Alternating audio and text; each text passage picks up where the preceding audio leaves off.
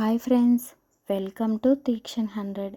ఇంట్లోనే నన్నారిని ఈజీగా తయారు చేసుకోవచ్చు.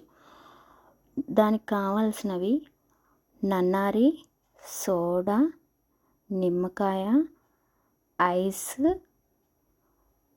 సబ్జా.